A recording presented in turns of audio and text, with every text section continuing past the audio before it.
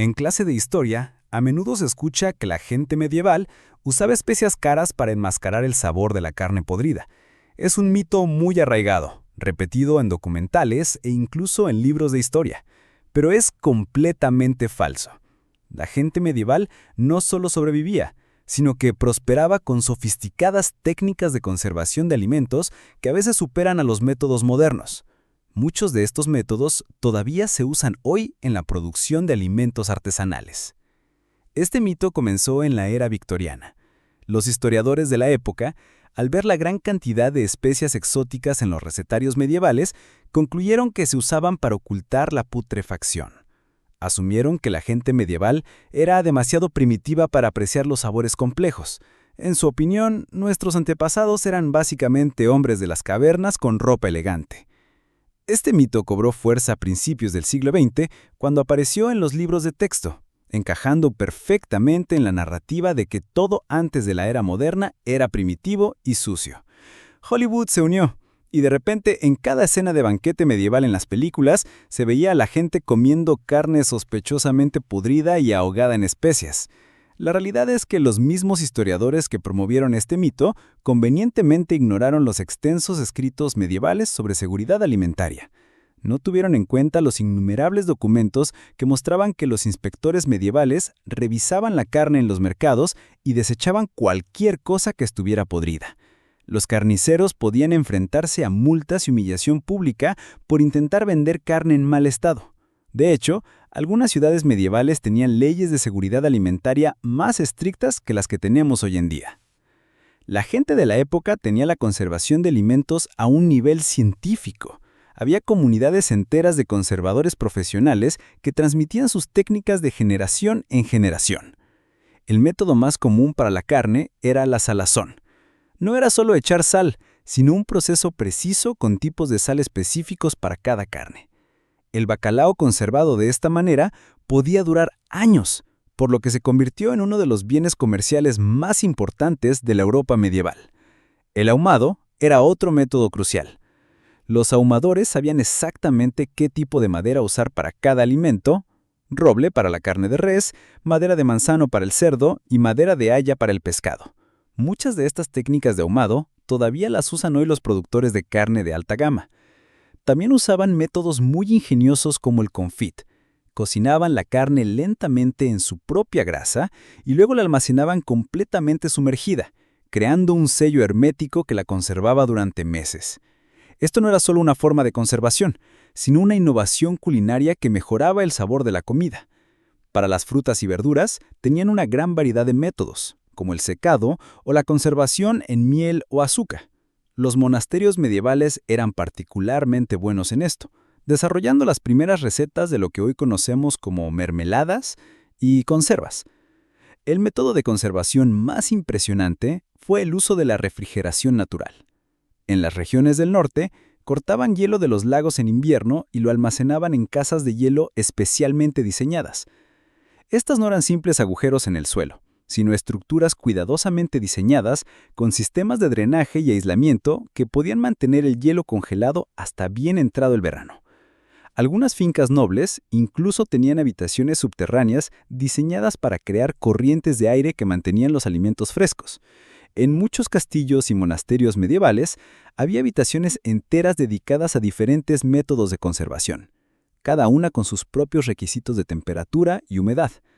Esto se basaba en siglos de conocimiento observado sobre lo que funcionaba mejor para cada tipo de alimento. La gente medieval no sobreviviría comiendo carne podrida, con especias o sin ellas. El envenenamiento por alimentos no perdona, y la gente medieval lo sabía tan bien como nosotros. A menudo tenían acceso a carne más fresca que muchos de nosotros hoy en día. La mayoría de las comunidades medievales tenían reglas estrictas sobre cuándo y dónde se podían sacrificar los animales. En las ciudades, los carniceros tenían que matar a los animales en áreas designadas, donde la carne podía ser inspeccionada de inmediato. La mayoría de la gente medieval vivía cerca de pequeñas comunidades, donde los animales se criaban localmente. Cuando necesitaban carne, no iban a un supermercado a por productos envasados en plástico que habían viajado cientos de kilómetros. A menudo sabían exactamente de dónde venía su carne, a veces de su propio patio o de la granja de un vecino. El proceso de carnicería era fascinante. Los carniceros medievales eran maestros del enfoque del hocico a la cola mucho antes de que se convirtiera en un concepto moderno. Cada parte del animal se utilizaba y había un sistema cuidadoso para distribuir los diferentes cortes. Las mejores partes iban a los ricos, por supuesto, pero incluso los más pobres podían acceder a las vísceras y otros cortes nutritivos. Cuando les sobraba carne, la procesaban inmediatamente para hacer salchichas, patés o productos secos. Estos no eran solo métodos de conservación, sino técnicas culinarias que creaban nuevos y deliciosos alimentos. Los antepasados de muchas de las salchichas y carnes curadas europeas más apreciadas nacieron de estas prácticas. La gente medieval era bastante exigente con su carne. Los registros de mercado muestran que los clientes inspeccionaban regularmente la carne en busca de frescura, y se quejaban si no cumplía sus estándares. Algunas ciudades medievales tenían controles de calidad alimentaria que avergonzarían a los inspectores de salud modernos. Las especias eran increíblemente valiosas en la época medieval. Imagina gastar el equivalente a un salario anual en un reloj de lujo para usarlo como pisapapeles. Eso es básicamente lo que sugiere el mito. Las especias eran tan valiosas que se usaban como moneda en algunas transacciones. Una libra de azafrán podía comprar un caballo. Un saco de pimienta podía pagar el alquiler de un año. La gente las incluía en sus testamentos junto con tierras y joyas. No eran solo condimentos, eran una riqueza seria. El proceso comercial de las especias moldeó la historia del mundo. Venecia construyó todo su imperio controlando las rutas de especias.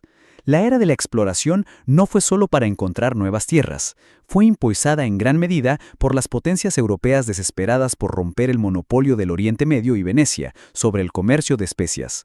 Colón no estaba buscando América, sino una nueva ruta a los mercados de especias de Asia. Si las especias eran tan valiosas, ¿quién podía permitirse usarlas? La respuesta es solo la élite adinerada. Una persona medieval promedio no condimentaba su comida con pimienta negra importada o canela exótica. Usaban hierbas y condimentos locales de sus jardines como ajo, cebolla, perejil y salvia.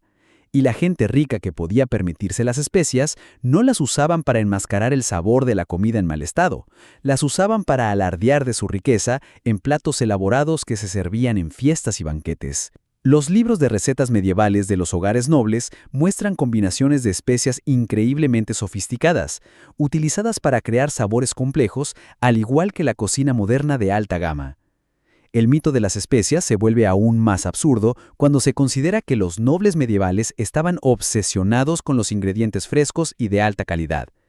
Tenían sus propios cotos de caza, estanques de peces privados y jardines cuidadosamente cuidados. ¿Por qué comerían carne en mal estado? El mito se desborona por completo. Tenían sofisticadas técnicas de conservación que todavía usamos hoy en día. Tenían leyes estrictas de seguridad alimentaria y generalmente obtenían su carne más fresca que nosotros. Y todo esto supuestamente lo hacían con especias tan valiosas que literalmente valían su peso en oro. La seguridad alimentaria medieval era notablemente sofisticada. Las ciudades tenían inspectores que comprobaban la calidad de la carne en los mercados. Los gremios de carniceros tenían regulaciones estrictas sobre la manipulación de la carne. Existían leyes que especificaban cuánto tiempo podía exhibirse la carne para la venta. Esto no se parece en absoluto a una sociedad que se tomaba a la ligera la putrefacción de los alimentos. La lógica es simple. Si eras lo suficientemente rico para comprar especias caras, eras lo suficientemente rico para comer carne fresca. Si no eras lo suficientemente rico para comer carne fresca, definitivamente no podías permitirte especias caras. No hay ningún escenario en el que usar especias valiosas para enmascarar carne podrida tenga sentido económico. Tenemos cientos de libros de cocina y registros de hogares medievales que muestran exactamente cómo la gente usaba las especias. No eran intentos desesperados de hacer comestible la comida podrida, sino sofisticadas recetas diseñadas para mostrar riqueza y crear sabores complejos. La persistencia de este mito dice más sobre nosotros que sobre la gente medieval. Nos gusta pensar en el pasado como primitivo y sin sofisticación porque nos hace sentir superiores. Pero la realidad es que la gente medieval era tan inteligente como nosotros, solo que tenía diferentes tecnologías y prioridades. La idea de que la gente medieval usaba especias para enmascarar el sabor de la carne podrida no solo es falsa. Es un ejemplo perfecto de cómo los mitos históricos pueden cegarnos ante el verdadero ingenio de nuestros antepasados. No eran personas primitivas que se tropezaban con la vida, comiendo comida en mal estado porque no sabían hacerlo mejor. Eran artesanos hábiles, talentosos conservadores y comerciantes sofisticados que construyeron una economía entera alrededor de la conservación y la preparación de alimentos. La cultura alimentaria medieval era increíblemente compleja y bien organizada. Desde el carnicero local que seguía las estrictas regulaciones del gremio, hasta los mercaderes de especias que financiaban las rutas comerciales internacionales, cada parte del sistema alimentario se gestionaba cuidadosamente para mantener a la gente sana y bien alimentada. La próxima vez que alguien repita este mito, hazles esta pregunta. ¿Comerías carne podrida si alguien le pusiera pimienta? Por supuesto que no, y tampoco lo haría nadie en ningún siglo. Nuestros ancestros medievales no solo sobrevivían, sino que desarrollaron técnicas de conservación tan efectivas que todavía las usamos hoy en día.